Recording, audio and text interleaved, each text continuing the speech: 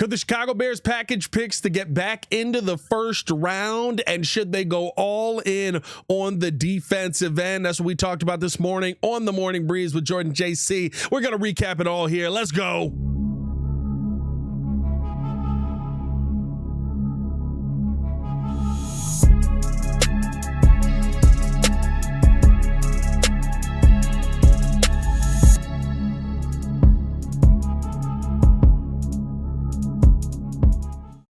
Now, if you are new to the channel, please hit that like button. Please subscribe to the page. We do talk Chicago sports daily on this channel. It's the only channel talking Chicago sports, how Chicago talks. So make sure that you stay in tune with us, man. A lot of you expressed that you like the more condensed version of the Morning Breeze, a recap version of the Morning Breeze, because you don't get an opportunity to listen to the full 45 minutes of the show all the time, or get an opportunity to watch the full 45 minutes of the show. I would implore you to still go back and watch the episode, or at least listen to the podcast on Apple Podcasts, on Spotify. We're on all platforms there, so you can listen to it on the go as well, just so that you get the full context of the conversation. But you said you want more of a condensed version so that you can kind of hit it on your way to work, get a little recap on a lunch break or something like that, and be able to continue about your day. So you asked, you shall receive. This will be something we'll start doing here as somewhat of a staple of the show. So please stay tapped in with us for this as well, and tap in, of course, with the full podcast if you want more context and more breakdown and more of the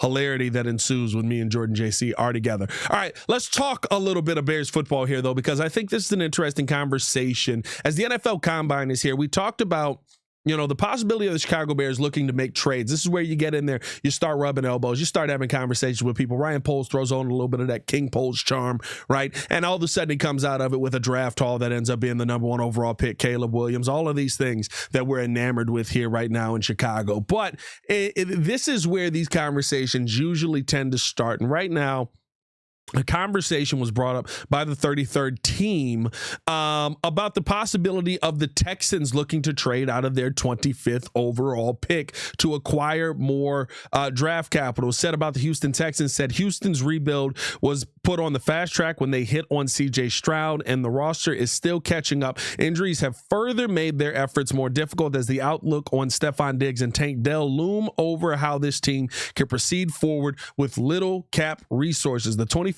pick won't fetch a ton in return, but there will be teams like the Browns, Jets, and Bears that have reason to be a little more aggressive with their roster building strategies. Can the Texans pluck the 39th and 72nd overall picks from Chicago for the number 25 pick? Those are the type of deals that can solve more problems for this coaching staff. And the conversation started, with, is this a deal that you would be intrigued to see the Bears do? And here's my thing with it at the end of the day. And George JC was kind of on the opposite end of it, but right, if you want to go aggressive, if you want to go defensive end early on in the draft, I've talked about Mike Green as somebody who I think is going to be a really good player. I think he's going to be, he gives me Khalil Mack vibes when you talk about the consistency of resetting the offensive line. I think if you get to 10 and Mason Graham is not there, if you get to 10, Abdul Carter is not there, Will Campbell is not there, Kelvin Banks is not there. Even if Kelvin Banks is there, I would take a long look at a guy like Mike Green in that situation, because I think he's going to be a dominant pass rusher, opposite edge. But maybe you still want to address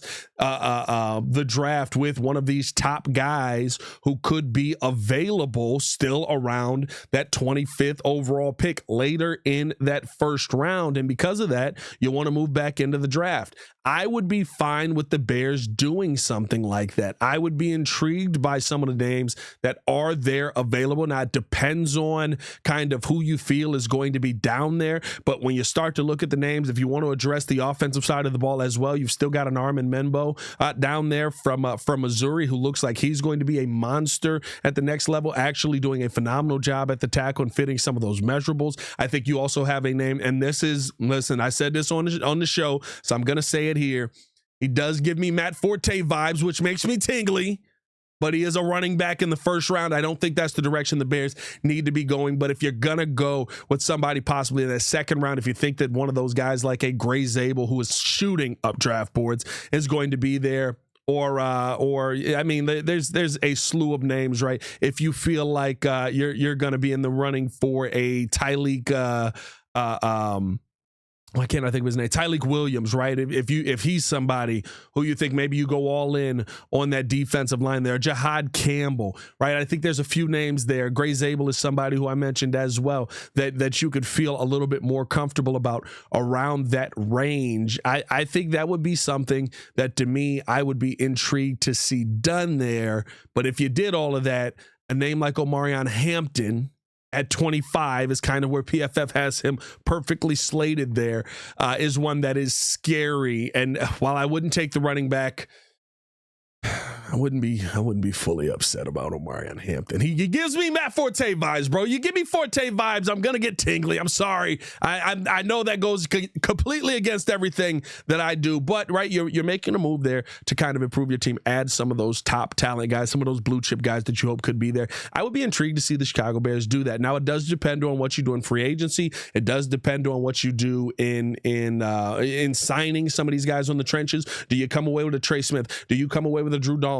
Do you have the perfect offseason for the Chicago Bears? Those things do play into this, but in the long run of all of this, I wouldn't be upset if the Bears did package 39 and 72 to move back in, because you're still holding on to that 41st overall pick. That means that you now have 3 picks in the top 45 picks of this draft. If you can't find talent there, you're not doing your job well.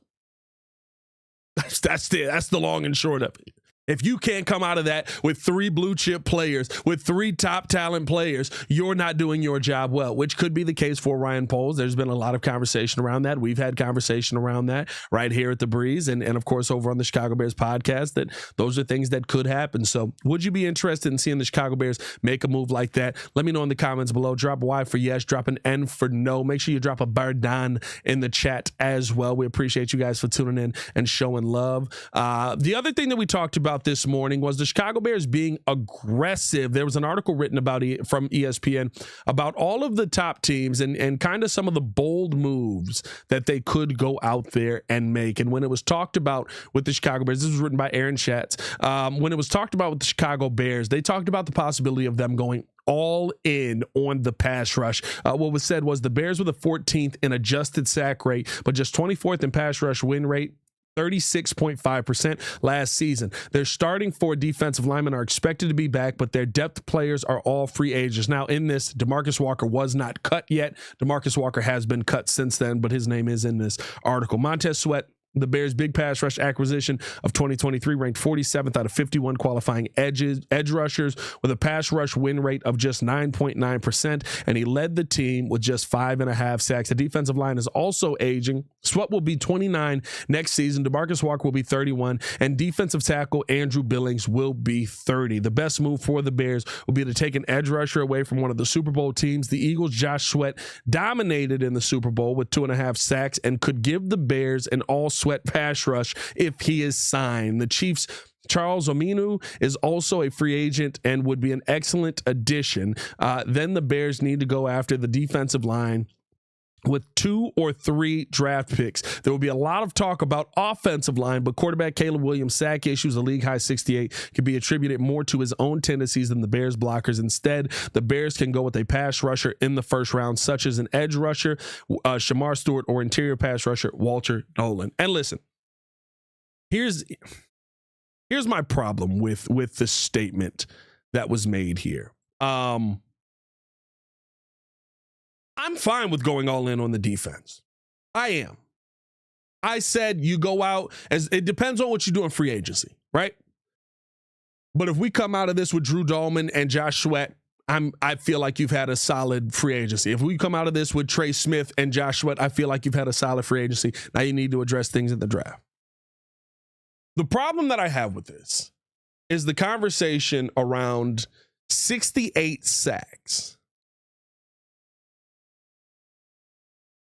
And majority of those being attributed to Caleb Williams when we watch Braxton Jones get sacked into his quarterback, when we watch Coleman Shelton fall over consistently and get moved off of his spot, when we watch the line of scrimmage continually get reset, and now it's the quarterback's fault that the line of scrimmage gets reset. I'm not saying that none of this is on Caleb Williams, but you saw this. You did this. We played this experiment out. right?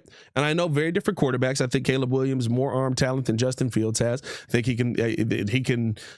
he's more accurate, can sling the football better, all that, blah, blah, blah. But if you had given Justin Fields an offensive line, maybe he's a different quarterback. But you went into this season saying the offensive line isn't important. It's more the quarterback's fault. It's not Braxton Jones's fault. It's not Darnell Wright's fault. He's a rookie. It's not Tevin Jenkins' fault. It's the quarterback's fault. That's why the sacks happened. That's why the sacks came into play. That's why you're in this position. You need to go with other positions outside of the offensive line. Where did that get you? Where did that put you at this season? League high, 68 sacks. Guess where you were last season? League high. That's my problem with that argument. I'm fine with you going all in on the defense, but I think the scenario of you trading back in and going back and getting an offensive tackle, or even waiting with 39 and 41 and going and getting offensive tackle, going and getting offensive guard, you can't overinvest in your offensive line. It's impossible to do. You want to know why? Because when you overinvest in the offensive line, if you get the right pieces in place, no one sits there and talks about how much money your offensive line is making when your quarterback is upright. And even if we want to attribute a good amount of those sacks, a good amount of those numbers to Caleb Williams, you can. I agree with you. PFF gives him 17. Maybe there's more in there. Maybe you feel like he's in the 20 range. Maybe you feel like he's in the 25 range. No matter what range you put Caleb Williams in, his offensive line gave up too many sacks.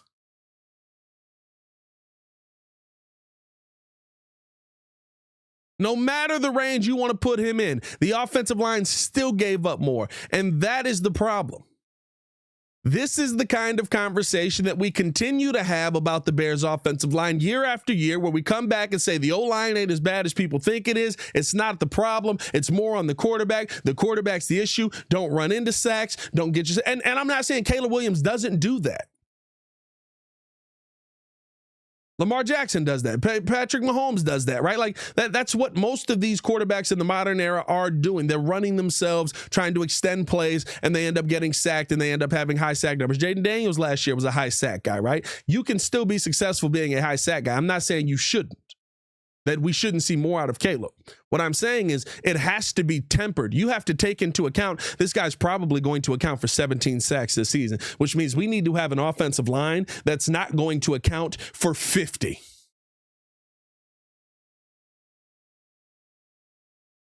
And that, to me, is my issue with going all in this way, spending 3 of your 7 picks, or was it 8 picks this season, depending on what you do, on the defensive side of the ball, because I do think that you need to have heavy investment in your offensive line. Now, a scenario where I could see this, right, if you end up getting all 3. You tell me I got Trey Smith, I got Drew Dahlman, I got Josh Sweat. Bears spend big this offseason. They now have the 4th most cap space in the NFL. They spend big this offseason. Maybe they make some more cap cuts to try and get them closer to that $90 million number so that they can go out and spend the big dollars. Okay. I'm here for it. I get it. I understand it. But that's the scenario, and the only scenario, where I can see you going, we can kind of say F some of these other spots because we got this solidified here. And I think even then, you still need to be in the 3rd round drafting a backup tackle. Even then, you still need to be in the 3rd round drafting a backup center, drafting backup. You want to know why? Because guys get hurt. And I think what we're going to do, I'm going to send this thing to Jordan JC. I think we're going to do this tomorrow, going through the offensive line and how it needs to be the biggest focal point of this Bears team. Because it's not just about, oh, we're guys healthy out, or oh, we're guys out there and playing poorly. It's also, we're guys out there. We're guys finishing games. We're guys healthy. That's a conversation you have to have. Did you have proper depth in place?